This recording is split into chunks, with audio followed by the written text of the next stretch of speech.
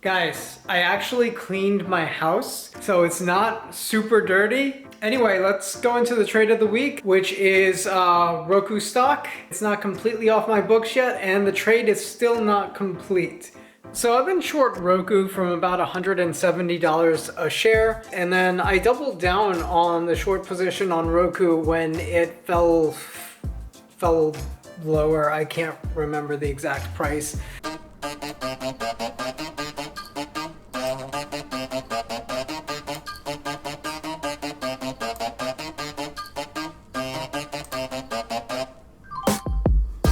My total cost basis was essentially shorting the stock around $156 a share, and I sold 2 protective puts against my position. I just want all of the money. Do you know what I said? I gotta get the dinero, the cash, and the bread. Money.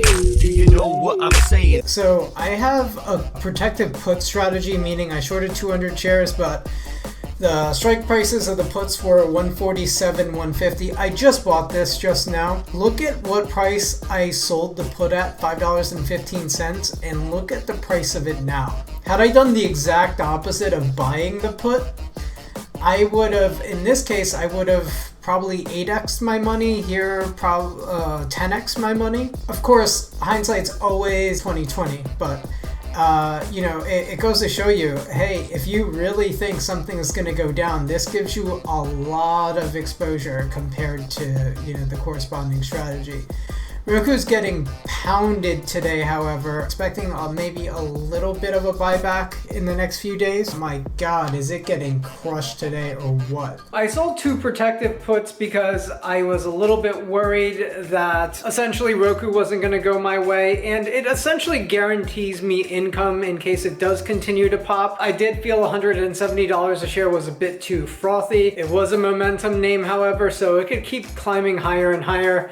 It was kind of my way of giving myself income while the Roku trade, where I was going to continue to sell protective puts on the stock over the next few months if it continued to climb or stay around 170. These were pretty heavy premiums I had. The premiums for these were very high. I thought they were a good deal. And honestly, if you guys have been following my vlogs, me selling these covered calls or selling these protective puts have really been working out for me, even when individual trades do not. Now, unfortunately with Roku, this protective put did not work out so well for me.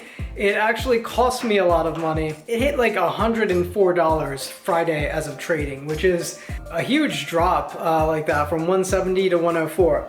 Now, realistically speaking, I would have been out of the stock well before 104. So I'm not like beating myself up, oh, what if I never, you know, sold the protected puts or anything like that.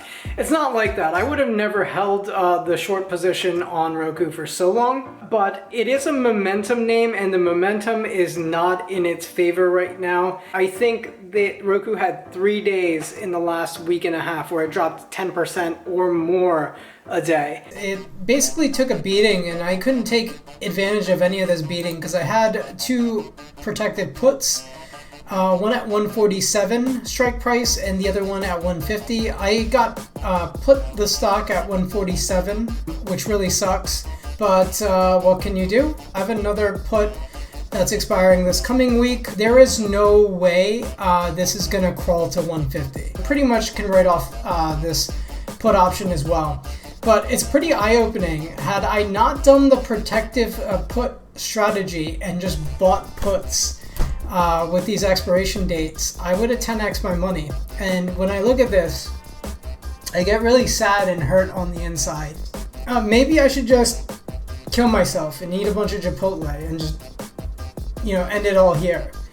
But I'm all jokes aside, I'm just kidding, you guys. I'm just kidding. At this point, I'm used to making the wrong decision my whole life. So,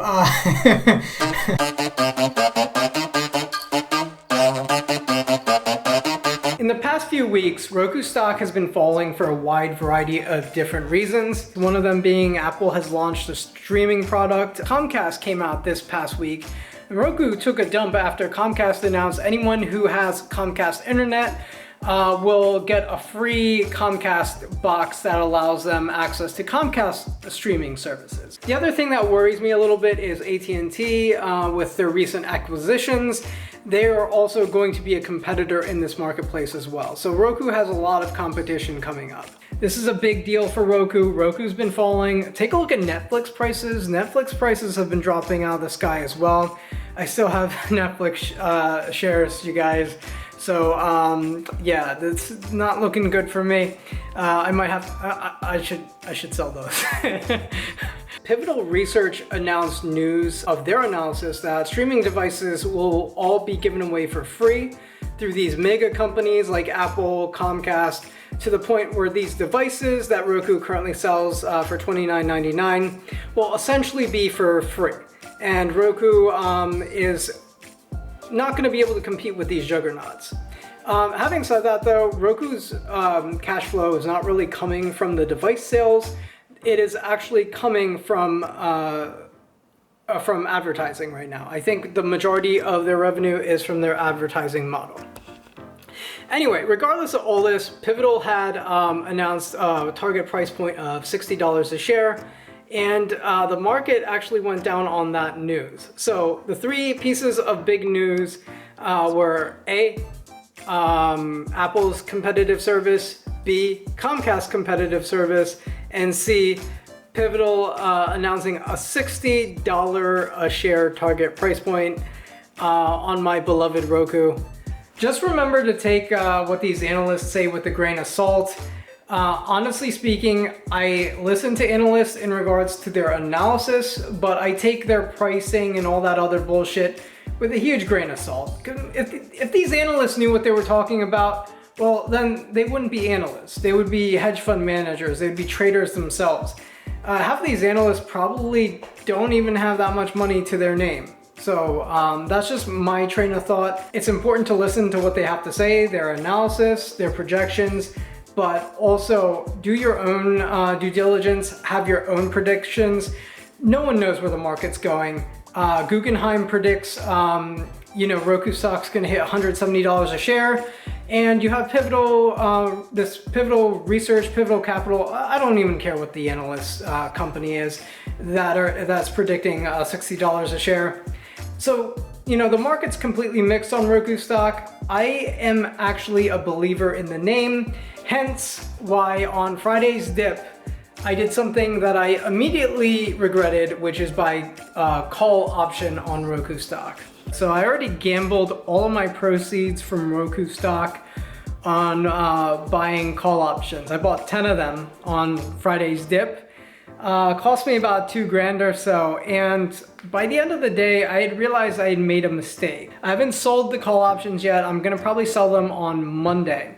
It hurt me a little bit to actually short sell Roku stock, mainly because Roku was my best trade in 2018. I bought the stock around $40.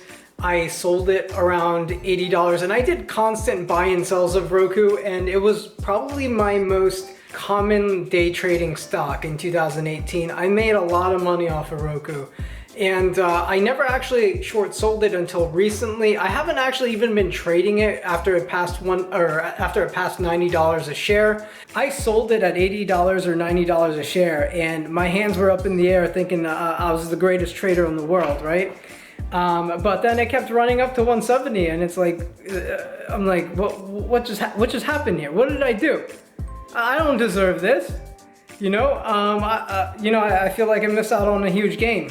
And that's what happens with these names sometimes, with momentum names. Why I made a mistake with Roku was buying the call options on this dip. And I immediately realized that on Friday. Once again, your boy fucked up.